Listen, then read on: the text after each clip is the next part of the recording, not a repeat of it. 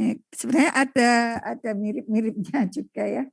Ada mirip-miripnya juga kalau kemarin yang terkait fungsi. Fungsi kalau ini prosesnya. Mirip-miripnya artinya ya dalam manajemen itu ada 4 fungsi itu. Ya ada juga yang membagi ke beberapa fungsi.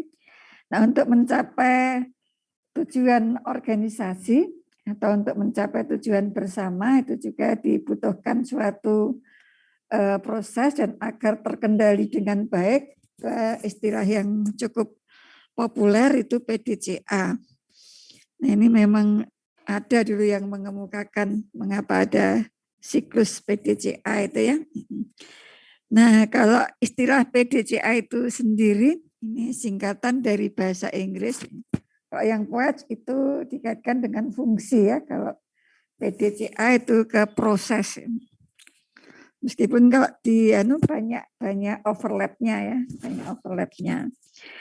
Jadi ini singkatan dari Plan, Do, Check, and Action ya, PDCA. Atau rencanakan, kerjakan, cek, tindak lanjuti. Ini apa PDCA. Ini merupakan suatu proses, dapat dikatakan sebagai proses pemecahan masalah melalui 4 langkah iteratif. Jadi tidak langkah linear ya, tapi iteratif. Jadi bisa maju, mundur, muter ya. Artinya nanti bentuknya itu siklus ya, makanya disebut siklus ya. Tidak linear. Nah, disebut siklus Shewhart ini karena pertama kali dikemukakan oleh Walter Shewhart ya. Sudah cukup lama. Kemudian dalam perkembangannya, ini analisis atau proses PDCA itu sering disebut siklus Deming. Deming itu ya yang cukup orang yang sangat mendalami ya ilmu manajemen termasuk sistem manajemen mutu. Ya, dia mempopulerkan siklus PDCA ini, dia yang sering mengemukakan dan mempopulerkan sehingga waktu itu dia mungkin sampai sekarang ini masih sangat terkenal. Ini disebut sebagai bapak pengendalian kualitas statistis. Ya. Nah, kemudian siklus PDCA ini oleh Deming juga dimodifikasi menjadi PDSA. Jadi yang C-nya itu diubah atau cek-nya itu dimodifikasi menjadi study ya. Plan, Do, Study, and Action. Nah, untuk lebih menggambarkan rekomendasinya ya. Kalau PDCA mungkin lebih ke arah coba, kalau study itu kan lebih mendalami gitu ya, ada permasalahan apa dikaji ya, baru ditentukan actionnya seperti apa yang sesuai. Jadi tidak hanya cek aja, kalau cek kan seolah-olah hanya melihat sepintas gitu ya. Kalau study setelah dilihat, didalami, dipelajari masalahnya apa, nah, sehingga dia memodifikasi menjadi study. Jadi sebenarnya tergantung kita ya, mau misalnya cek tapi ceknya mendalam juga study juga ya. Jadi kalau mau menggunakan istilah, tapi memang yang lebih populer PDCA ya.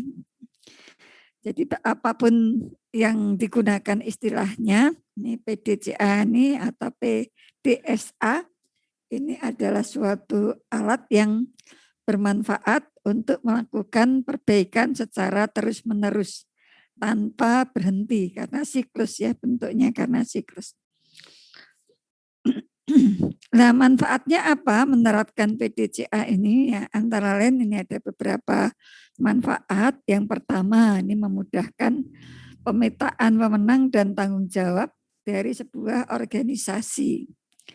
Mungkin saudara juga ada pertanyaan, pemenang apa, tanggung jawab apa ini? Wewenang dan tanggung jawab. Bedanya apa tahu nanti saudara pikirkan ya. Orang yang berwenang atau orang yang bertanggung jawab. Kemudian sebagai pola kerja dalam perbaikan suatu proses atau sistem di suatu organisasi. Jadi PDCA itu bisa dimanfaatkan sebagai pola kerja Kemudian untuk menyelesaikan serta mengendalikan suatu permasalahan dengan pola yang runtun atau runtut ya, dan sistematis.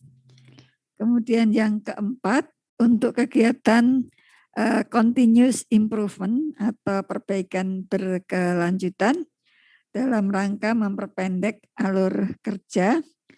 Dan yang kelima, menghapuskan atau menghilangkan pemborosan di tempat kerja sehingga dapat meningkatkan produktivitas. Ya, pemborosan ini bisa dari waktu maupun sumber daya lainnya ya, bisa sarana, bisa keuangan.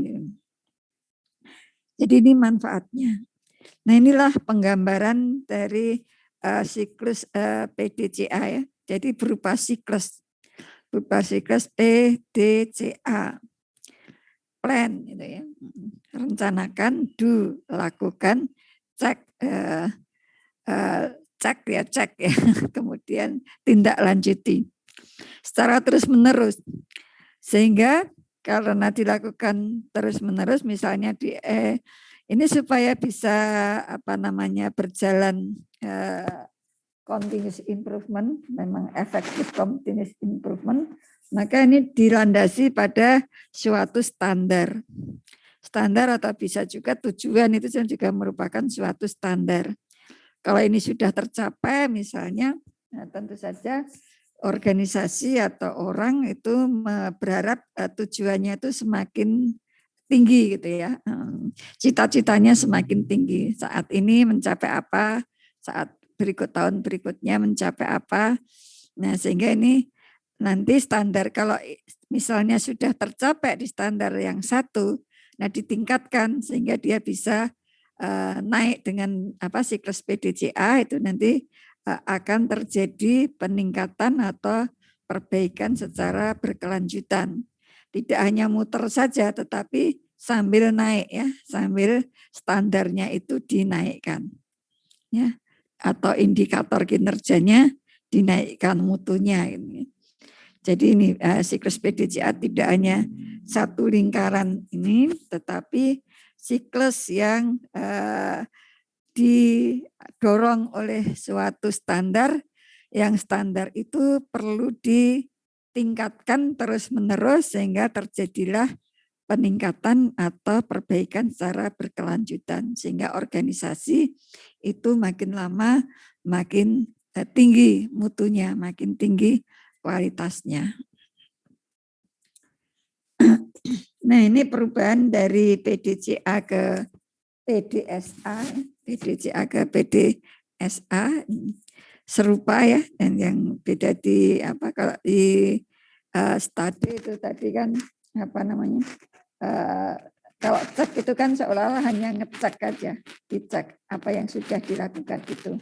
Kalau study itu analisisnya lebih komprehensif, lebih komplit dibandingkan dengan data kemudian dirangkum, dirumuskan sehingga actionnya atau tindakan perbaikan itu sangat sesuai dengan kebutuhan dan bisa menjadi pendorong untuk siklus yang lebih tinggi atau siklus untuk mencapai standar yang lebih tinggi. Ya, jadi ini.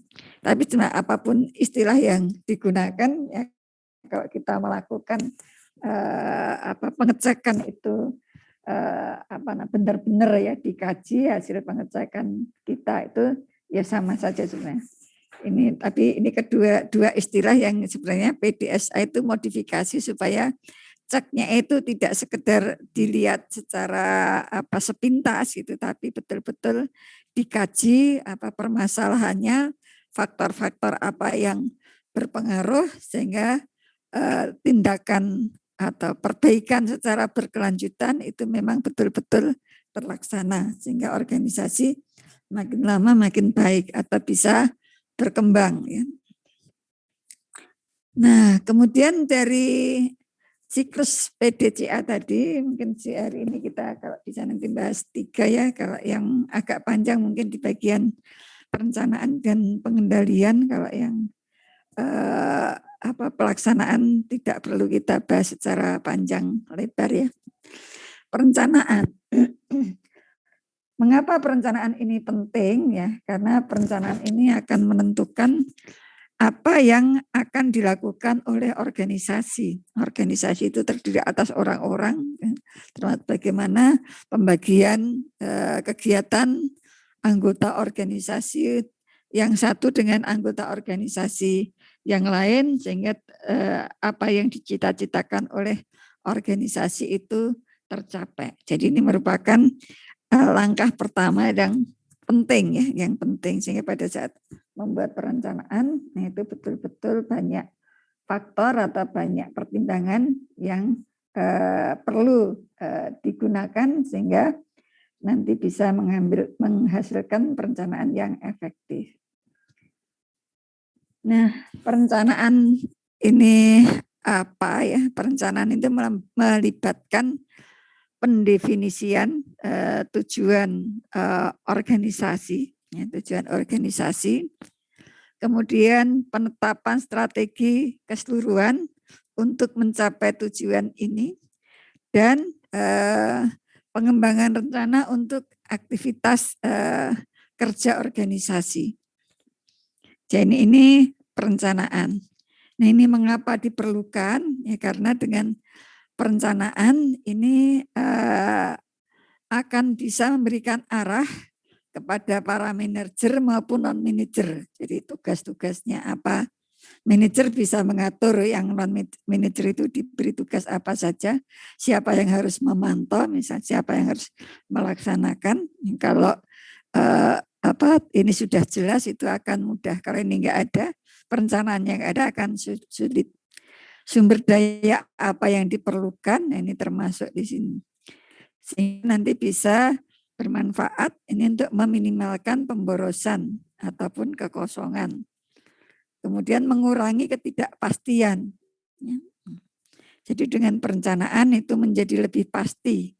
Ketidakpastiannya dapat dikurangi ya, meskipun masa depan itu kadang-kadang ada masalah yang bisa membuat perencanaan berubah. Nah, itu sesuatu yang wajar. Kemudian dalam perencanaan itu juga bermanfaat untuk menetapkan tujuan atau standar yang akan digunakan dalam pengendalian supaya tujuannya itu bisa tercapai. Nah, apa bedanya tujuan dengan rencana ya? Saya yakin saudara juga sebenarnya secara mungkin sudah paham juga ya. Nah, kalau tujuan definisinya ini kita bagi definisi dan jenisnya. Tujuan itu merupakan yang ingin dicapai, yang inginkan. Nah, kalau rencana, nah itu adalah informasi. Nah, biasanya terdokumentasi bagaimana tujuan akan dicapai. Jadi tidak hanya sekedar hasilnya apa, tetapi bagaimana agar tujuan ini bisa dicapai atau hasil ini bisa dicapai. Jadi misalnya saudara kuliah,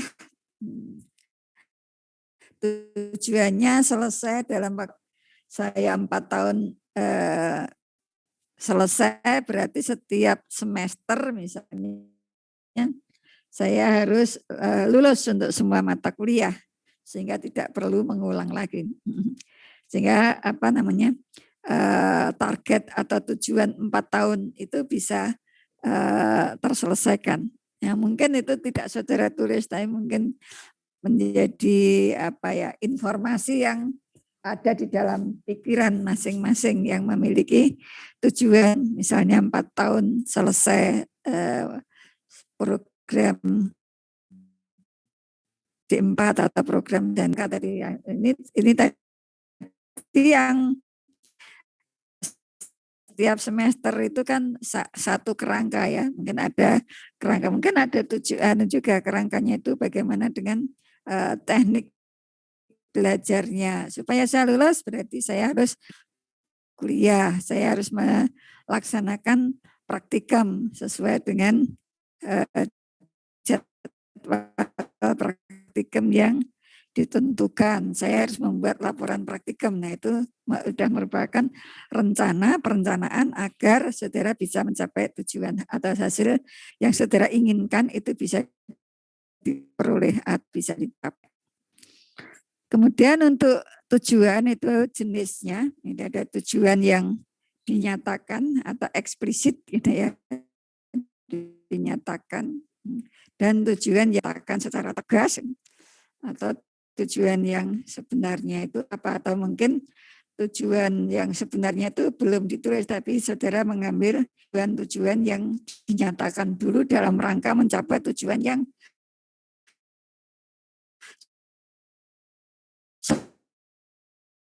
sangat jauh. Kemudian mungkin saudara baca ada nambah jenis ini, tapi paling tidak jenisnya itu ada 2 juga, yaitu dari jangkauannya ada tujuan yang sifatnya strategis, ada yang operasional, ya ini operasional untuk dilaksanakan gitu ya, strategi yang sangat strategis. Kemudian ditinjau dari jangka waktunya, nah itu ada tujuan jangka panjang, ada tujuan jangka menengah, ada juga tujuan jangka pendek. Ya, jadi ini perbedaan antara tujuan dalam tujuan itu pasti atau rencana itu mestinya juga terdapat tujuan. Jadi dalam suatu dokumen perencanaan itu antara lain memuat tujuan. Nah, bagaimana menetapkan dan mengembangkan rencana? Ya, artinya kan rencana itu dikembangkan dari tujuan yang sudah ditetapkan. Kalau masih ragu-ragu ya memang agak sulit untuk dikembangkan menjadi perencanaan. Nah, ini teknis menetapkan tujuan itu ada ini ya juga mungkin banyak juga, ini paling tidak kita kenal 2 teknik ya, 2 teknik teknis atau cara tradisional dan yang manajemen by objektif atau MBO. Nah, untuk yang tradisional ini tujuannya ditetapkan oleh manajer puncak atau top management.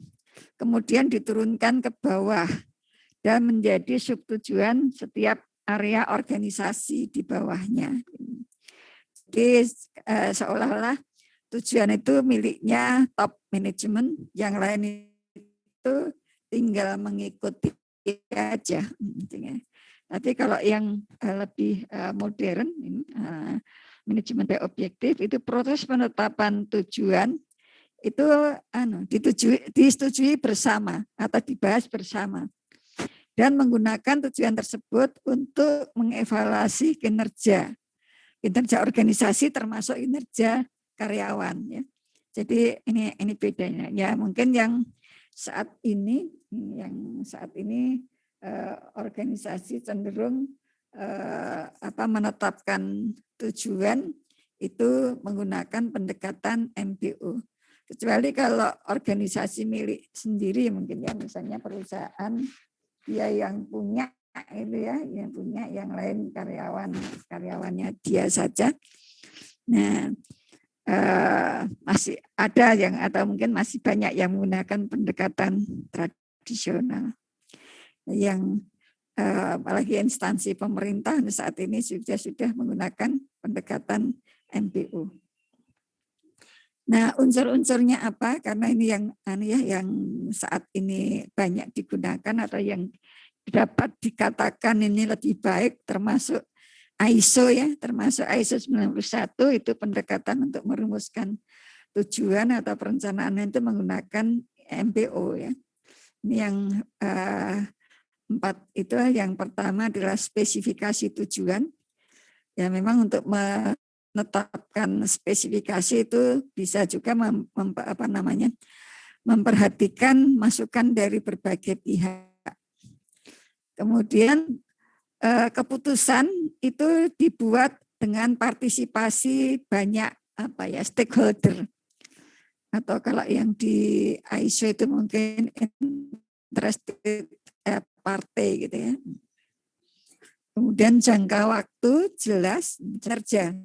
Artinya tujuan itu tidak sekedar tujuan sudah tercapai ya sudah, tetapi nanti dilihat kalau ini sudah tercapai apakah memang itu memberi dampak, misalnya dampak yang baik atau dampak yang kurang baik, atau sekedar oh ini targetnya misalnya menghasilkan kalau yang menghasilkan ROI misalnya 25%, udah 25% udah tercapai, ya udah artinya udah tercapai. Nanti kita ulang lagi seperti ini, mengulang langkah sukses seperti apa itu, optimasi yang banyak variabel itu ya, metode Hook-Chief. Ya, tapi perlu dilihat umpan balik dari berbagai pihak. Apakah memang tujuannya itu masih relevan dengan tujuan yang akan datang, atau mungkin itu tercapai karena kita membuat target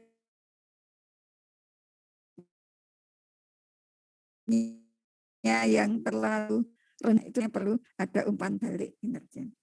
Sehingga nanti kalau misalnya dari hasil umpan balik itu perlu ada perbaikan atau bahkan mungkin diturunkan ya. Mungkin waktu awal kita membuat tujuannya terlalu ambisius ya, terlalu ambisius, nah, sehingga nggak tercapai. Bukan berarti nggak tercapai itu sesuatu yang buruk, itu juga mungkin ada masalah lain juga ya. Misalnya kondisi yang tidak terduga seperti ada pandemi seperti ini kan, kita perlu mengevaluasi ya tujuan kita yang dulu tidak tercapai itu disebabkan oleh apa, sehingga nanti kita ke depannya bisa merumuskan kembali tujuan-tujuan itu dan perbaikan berkelanjutan itu bisa berlangsung. Nah, karakteristik tujuan yang baik, tujuan sering disebut juga ada yang ya mungkin istilahnya ada yang menggunakan sasaran juga. Nah, sekalian saya yakin juga sudah pernah mengenal istilah apa SMART ya. Nah, tujuan yang baik itu harus dinyatakan. Nah, sebaiknya memang ditulis. Kalau ISO memang ini harus ditulis ya. Yang tujuan ini harus ditulis sebagai hasil, bukan tindakan ya. Nah, jadi harus ditulis sebagai hasil dengan jelas, bukan tindakan ya. Jadi misalnya saudara memiliki tujuannya melat atau tidak memenuhi karakteristik tujuan yang baik ya. Jadi misalnya kalau di tugas akhir itu kan banyak ya, banyak yang mesti ada tujuan penelitian atau tujuan tugas akhir itu juga harus berorientasi pada hasil. Nah, melakukan monitoring monitoring tingkatan dosis, misalnya dosis radiasi yang diterima oleh pekerja atau lingkungan katakanlah. Nah, kalau melakukan monitoring kan hanya memonitor saja, tetapi tujuannya harus saudara itu hasilnya apa dari monitoring itu. Misalnya memperoleh hasil evaluasi atau hasil analisis atau hasil pengukuran minimal ya. Yang jelas itu sebaiknya itu dinyatakan sebagai hasil. Kemudian karakteristik yang kedua adalah dapat diukur atau dikuantifikasikan. Kemudian yang ketiga dan keempat ini saya gabung. Ini menantang namun dapat dicapai. Namun dapat dicapai, ini agresif namun attainable atau dapat dicapai. Ada juga ini yang R-nya itu ada yang realistik ataupun relevan. Realistik dan relevan. Realistik itu artinya kan dapat dicapai. Dapat dicapai kalau tidak menantang kan juga enggak bermakna ya. Tujuannya terlalu rendah atau cita-citanya terlalu rendah. Jadi ini AR-nya. Kemudian yang kelima adalah T ini memiliki kerangka waktu, time base atau time frame. Ya. Ini saya kira juga sering, ini saudara ini juga harus sering berlatih merumuskan tujuan yang SMART ini supaya nanti pada saat membuat tugas akhir dapat merumuskan dengan jelas tujuannya, sehingga setelah terumuskan nanti saudara bisa menemukan metode yang sesuai, teknik analisis data yang sesuai dan bisa dipakai untuk mengevaluasi benar atau enggak tujuan kita tercapai atau enggak gitu. Nah, ini semua sebaiknya ini juga ya kalau ISO ya. ISO itu memang harus didokumentasikan. Jadi organisasi yang mau sertifikasi ISO itu harus mendokumentasikan tujuannya. Dan dikomunikasikan kepada semua anggota organisasi atau paling tidak yang sangat terkait ya dengan kegiatan-kegiatan di organisasi. Jadi ini SMART, kemudian didokumentasikan, terus dikomunikasikan. Ini tujuannya. Nah, langkah-langkah penetapan tujuan suatu organisasi, kalau organisasi ini sudah ada, sudah memiliki visi dan misi, nah bisa ini mereview visi dan misi. Nah, biasanya visi dan misi itu kalau instansi pemerintah itu dituangkan atau dinyatakan atau dimasukkan dalam rencana strategis ya. Jadi direview nanti kalau saudara misalnya bekerja terus diminta untuk mengevaluasi tujuan, saudara cek aja apakah relevan tujuannya itu dengan visi dan misi organisasi.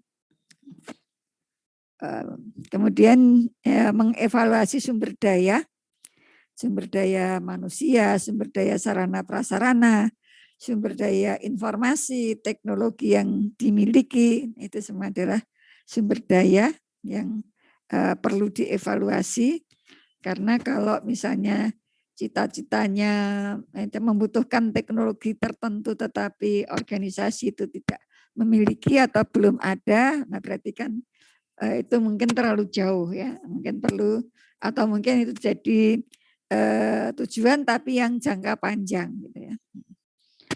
Kemudian langkah berikutnya itu menampung masukan dari pemangku kepentingan. Kalau di ISO yang sekarang itu lebih ke interested party ya. Kemudian merumuskannya, ya, dirumuskan tadi supaya SMART.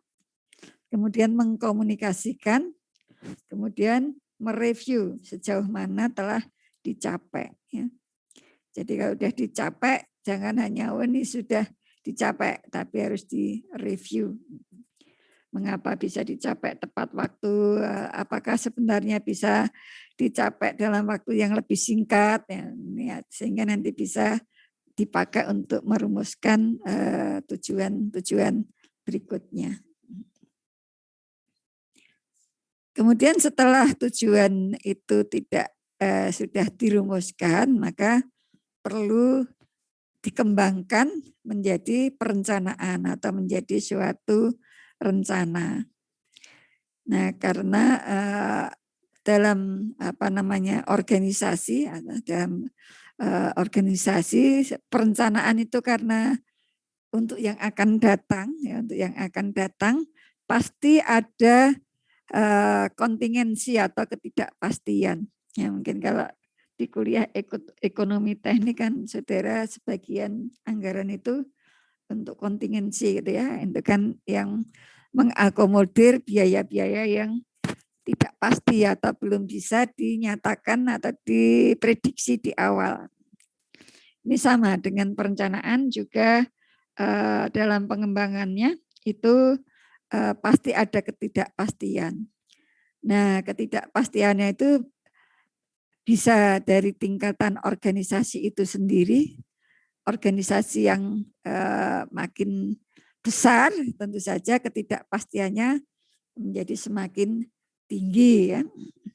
Kemudian lingkungan, lingkungan itu bisa lingkungan mungkin yang terkait dengan peraturan perundang-undangan, bisa jadi yang terkait memang betul-betul masalah lingkungan, seperti pandemi misalnya, itu kan termasuk lingkungan juga yang ini merupakan ketidakpastian juga, dan jangka waktu. Nah, perencanaan yang jangkanya pendek tentu saja memiliki kepastian yang lebih tinggi dibandingkan yang jangka waktunya lama gitu ya. Nah ini sehingga kita dalam mengembangkan perencanaan itu perlu memperhatikan hal-hal seperti ini. Nah, ini tadi kembali ke ini ya, saya kira ini sudah tadi, ini hanya dinyatakan dalam kalimat yang yang lebih lebih panjang gitu ya, yang pendekatan dalam perencanaan. Kemudian karena perencanaan itu untuk masa yang akan datang, ya, maka ada ketidakpastian tadi ya. Sehingga ada beberapa kritik ya, ada beberapa kritik terhadap perencanaan itu. Ini antara lain ya, mungkin saudara bisa menambahkan. Yang pertama, nah dengan adanya perencanaan itu bisa menyebabkan kekakuan, kaku. Kemudian yang kedua, tidak dapat dikembangkan dalam lingkungan yang dinamis, lingkungan yang berubah-ubah. Dinamis ini bisa dari sisi peraturannya atau dari hal-hal yang lainnya. Kemudian ada juga yang mengkritik dengan adanya perencanaan itu bisa mengakibatkan atau menyebabkan organisasi itu tidak kreatif, hanya terpaku untuk melaksanakan kegiatan sesuai dengan yang direncanakan. Kemudian kritik berikutnya, adanya perencanaan itu bisa menyebabkan para manajer itu fokus pada persaingan untuk ngejar tujuan atau ngejar target, bukan bagaimana bertahan untuk masa yang akan datang atau jauh di masa yang akan datang. Bukan untuk berkembang gitu loh, tapi untuk mengejar target. Kemudian ini dengan adanya perencanaan itu dapat menghasilkan kesuksesan yang salah. Artinya menghasilkan kesuksesan yang salah itu mungkin karena kita salah dalam merumuskan tujuannya. Jadi kalau tujuannya tidak tercapai udah dianggap itu sukses, padahal bisa jadi tujuan yang kita rumuskan atau yang sudah ditetapkan, nah itu itu sebenarnya terlalu rendah ya, atau kurang relevan dengan organisasi di masa kini atau dengan persaingan global. Ya.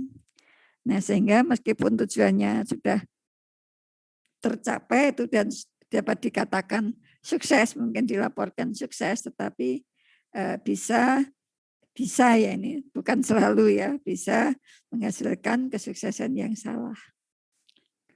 Nah, dan memang hanya dengan perencanaan saja belumlah cukup ya, belumlah cukup. Ya, tidak hanya memang perencanaan itu penting, tetapi bukan berarti itu segala-galanya ya, bukanlah segala-galanya. Jadi perencanaan harus dilaksanakan kendalinya ya, mungkin tidak sekedar mengendalikan supaya dicapai, tetapi bisa jadi kita juga perlu berpikir inovatif ya, inovatif. Bisa jadi tujuan yang kita tetapkan itu di tengah jalan itu perlu dimodifikasi. Nah, sehingga ada beberapa ini kritik terhadap perencanaan. Tapi bagaimanapun perencanaan itu penting, karena kalau tidak ada perencanaan ya ketidakpastiannya akan sangat tinggi, membingungkan karyawan mau melakukan apa. Jadi meskipun banyak kritik atau ada beberapa kritik, perencanaan itu merupakan sesuatu yang penting bagi suatu organisasi. Bahkan untuk seseorang ya, untuk individu ya. Jadi sebagai individu pun perencanaan itu merupakan sesuatu yang penting sehingga bisa menentukan saya harus melakukan apa pada tahun ini misalnya, sehingga tujuan bisa mengarahkan kita untuk melakukan sesuatu yang baik untuk mencapai tujuan atau meningkatkan kompetensi diri misalnya seperti itu. Nah, perencanaan yang efektif ya karena lingkungannya sekarang nggak ada ya lingkungan yang statis ya, lingkungannya dinamis, bahkan organisasi katakanlah perguruan tinggi mungkin yang dulunya itu juga dapat dikatakan statis, itu sekarang juga sangat-sangat dinamis ya. Sehingga perencanaan yang efektif itu perlu dipikirkan untuk berkembang dalam lingkungan yang dinamis. Oleh karena itu perlu dikembangkan rencana yang spesifik namun fleksibel ya. Fleksibel artinya kalau memang setelah di jalan, di tengah jalan itu ada hal yang perlu dirubah ya, tidak perlu ngotot bahwa oh ini kan kemarin sudah smart ya, sudah smart, tapi kan saat ini sudah kondisinya sudah berubah, jadi tidak relevan lagi ya, tidak relevan lagi, sehingga ini fleksibel. Kalau memang perlu ada modifikasi atau bahkan mungkin berubah ya dirubah ya, disesuaikan. Kemudian ini pahami bahwa perencanaan adalah proses yang berjalan. Jadi perencanaan itu bukan statis ya, tapi proses yang berjalan. Sehingga harus siap mengubah arah jika lingkungan mengharuskannya, termasuk peraturan ya, termasuk di STTN itu ya, sekolah tinggi sejak tahun 2001.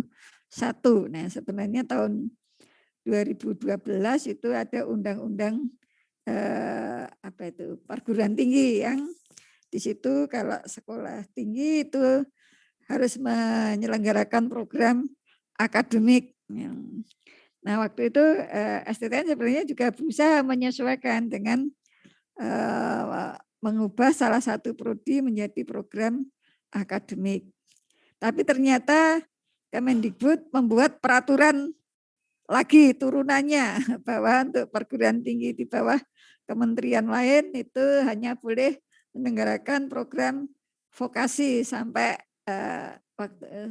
sebenarnya sampai doktor terapan, tapi programnya program vokasi. Nah, sehingga apa yang sudah kita rencanakan ya nggak bisa dilaksanakan karena yang berwenang misalnya merubah bentuk prodi atau menyetujui berjalannya program studi itu ada di lingkungan, dalam hal ini waktu itu Kemendikbud ya. Nah, sehingga ya harus berubah, harus mengubah arahnya.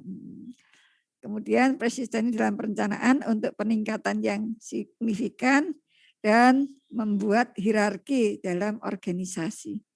Nah, sehingga kita tidak perlu kaku dalam menghadapi atau kalau sudah memiliki perencanaan, tetapi karena kita di dalam lingkungan yang dinamis ya, termasuk mungkin organisasinya itu sendiri ya, misalnya karena sesuatu hal organisasinya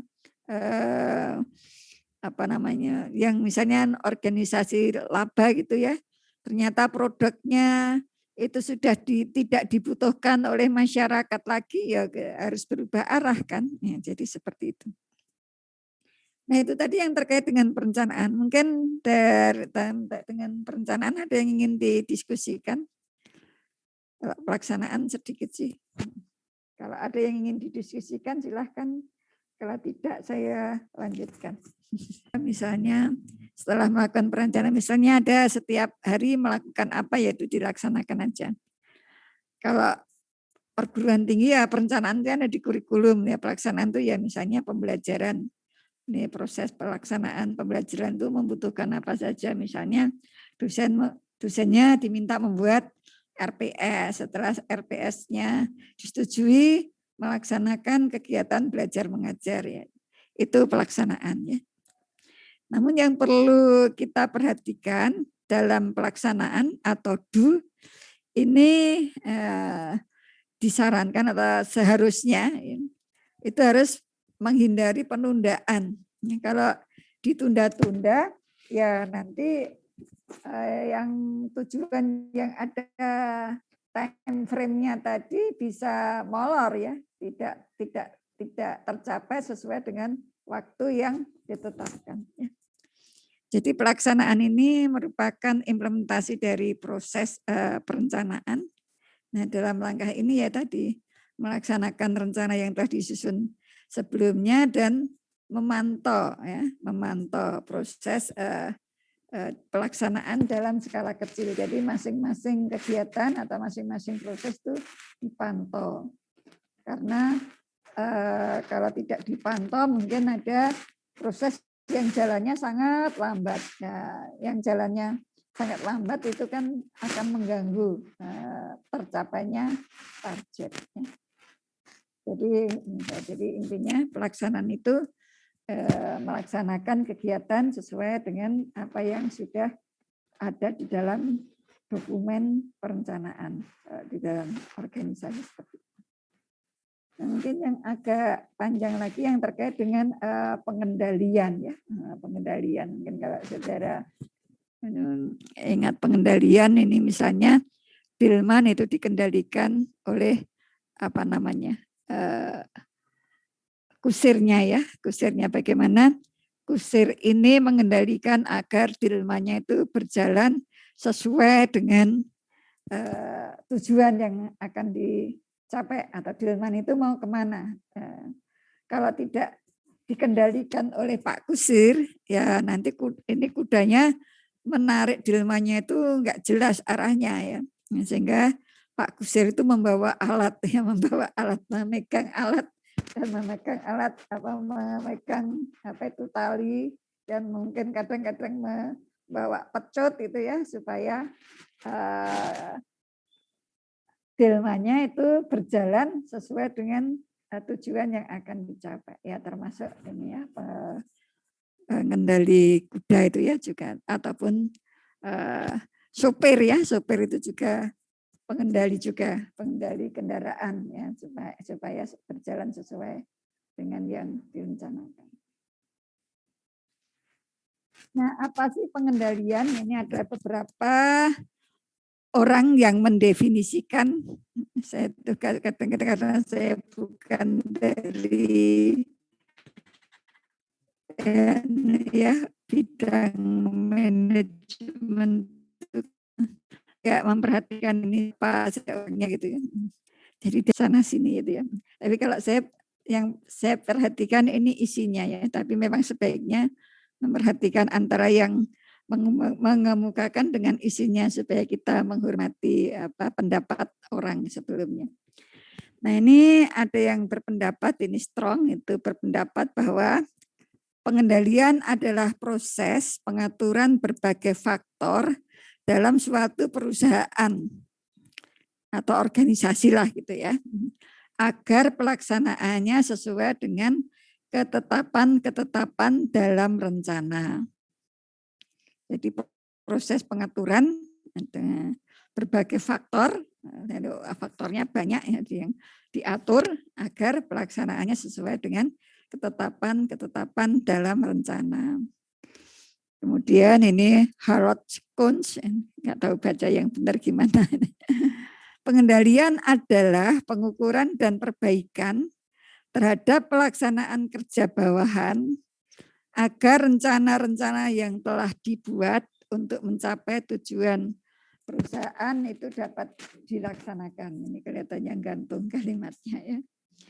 Jadi pengukuran dan perbaikan. Jadi ini harusnya mengerjakan ini 1 hari. Mungkin di tengah hari dia sudah memantau, dipantau, diukur. Loh, ini kok baru dapat misalnya 20%, padahal targetnya 1 hari.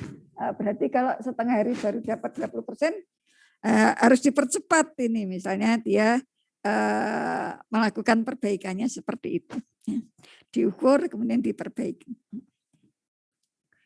Kemudian, nah ini menurut Terry nih, kalau Terry itu saya agak sering baca ini. Ini pengendalian dapat didefinisikan sebagai proses ini.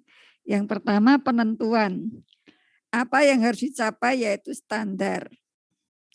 Nah, ya apa yang harus dicapai? Ya, yang ini kita gunakan disebut sebagai standar. Kemudian apa yang sedang dilakukan yaitu pelaksanaan. Jadi ini seperti digabung gitu ya. Kemudian menilai pelaksanaannya itu. Dan apabila perlu melakukan perbaikan sehingga pelaksanaan sesuai dengan rencana, yaitu selaras dengan standar.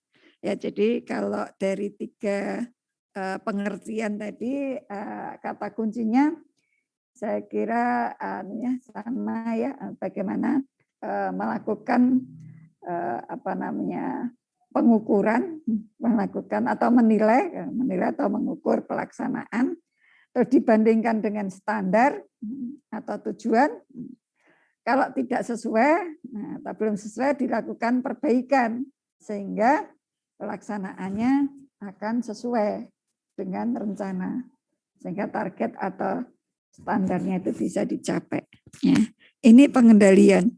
Sehingga pengendalian itu ya teknis ya. Teknik artinya mungkin orang yang satu dengan orang yang lain itu berbeda. Manajer yang satu dalam mengendalikan akan berbeda dengan manajer yang lain.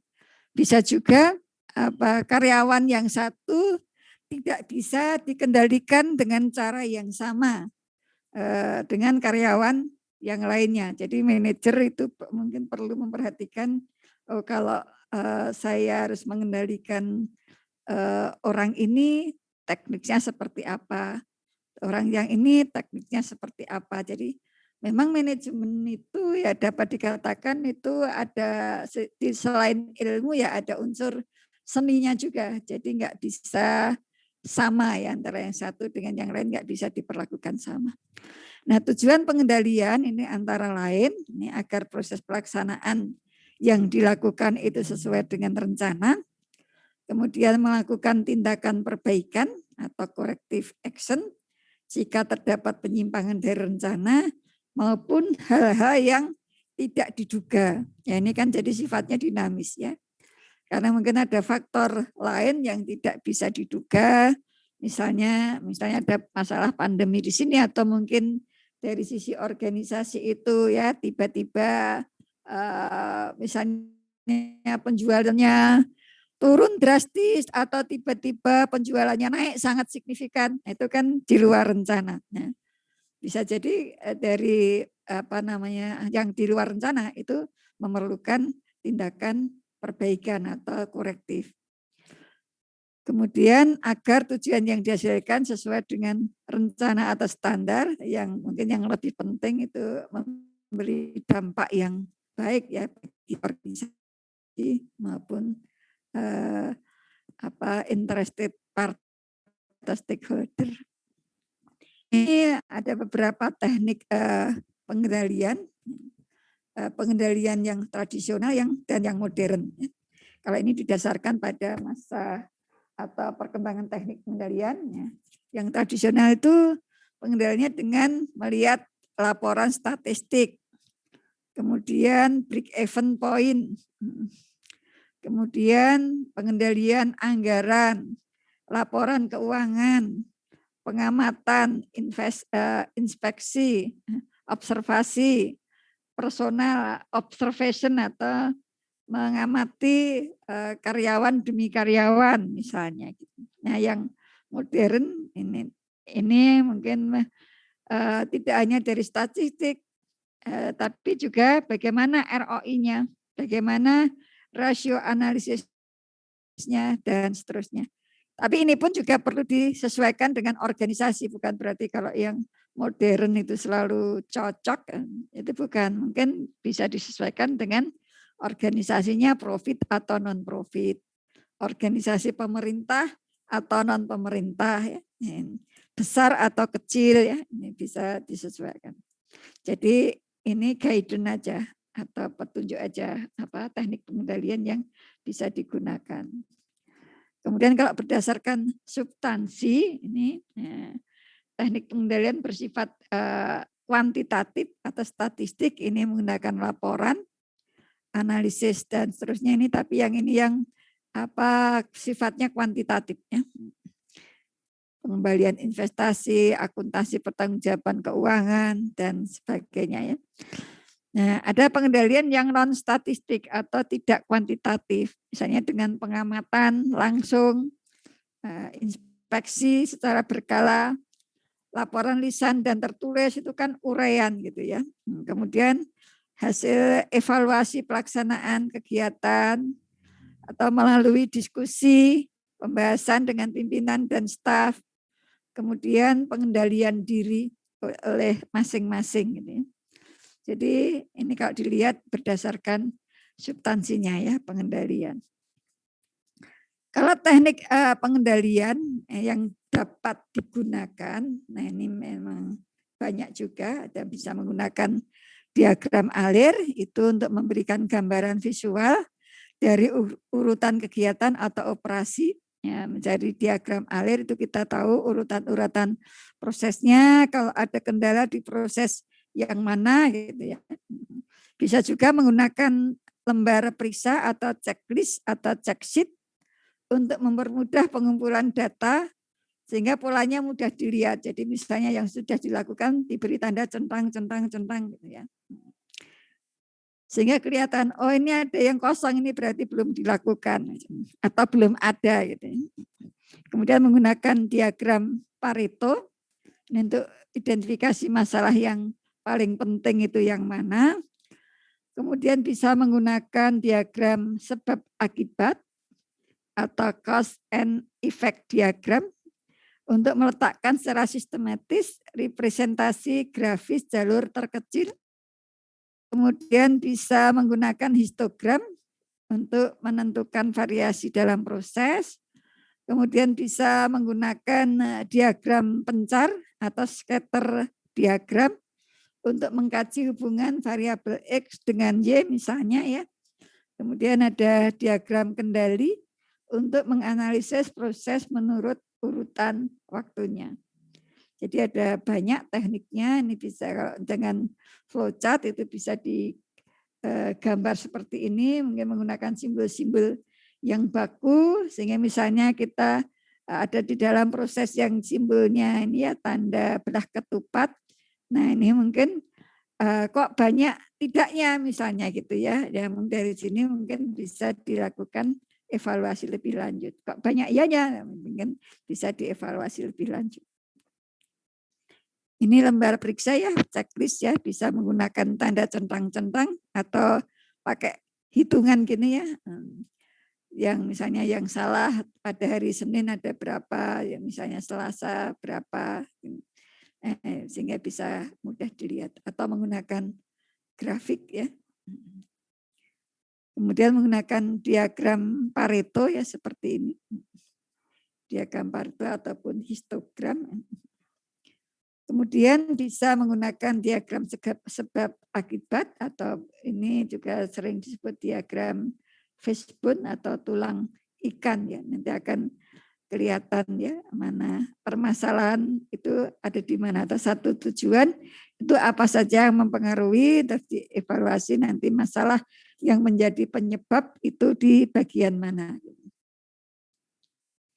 Kemudian ini yang histogram ya bisa kelihatan ini misalnya ini kalau ini banyaknya kerusakan per jamnya ya. Misalnya pada jam tertentu ini kok kerusakannya tinggi lah, mungkin bisa dilihat oh berarti di jam itu ada apa sebenarnya. Oh ternyata di jam itu banyak karyawan yang misalnya sedang makan atau sedang istirahat ya, mungkin nanti kan bisa diatur oh berarti di bagian itu harusnya manajemen harus melakukan seperti apa gitu. Atau mengubah alat yang tadinya manual menjadi otomatis misalnya seperti itu.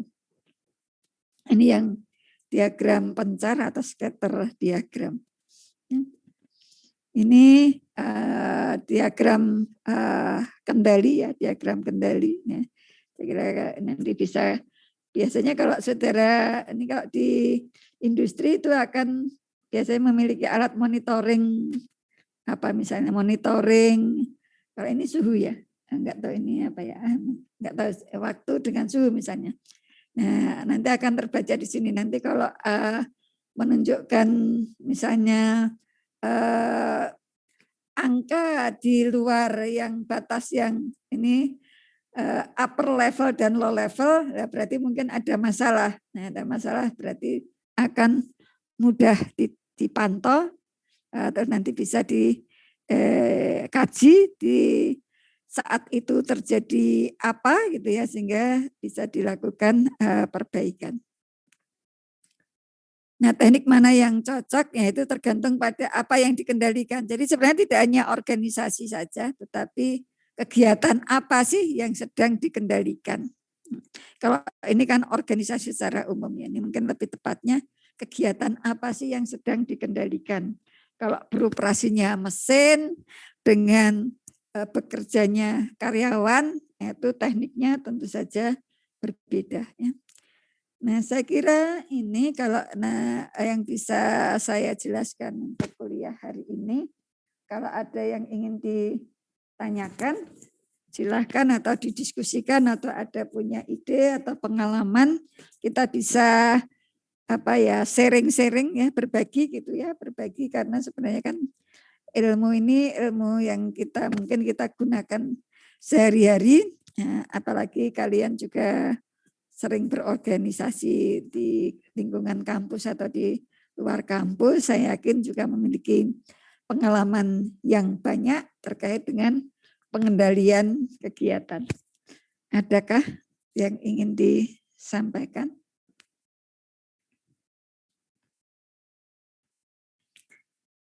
Tidak ada. Tidak ada. Saya ada, oh ya. Saya itu tadi mau membuat kuis, tapi kuisnya enggak. Mungkin minggu depan ada, saya coba siap biaran aja sih, biar ada diskusi. Ini kan agak pasif itu. Ya kalau tidak ada, ya mungkin nanti apa yang tadi kita diskusikan bisa dipraktekkan di praktek sistem manajemen mutu, termasuk dalam membuat tadi paling enggak membuat tujuan atau sasaran organisasi yang smart tadi, nanti kan pasti ada itu di organisasi yang sudah saudara bangun minggu yang lalu ya. Nah, kalau tidak ada untuk kuliah hari ini kita akhirin.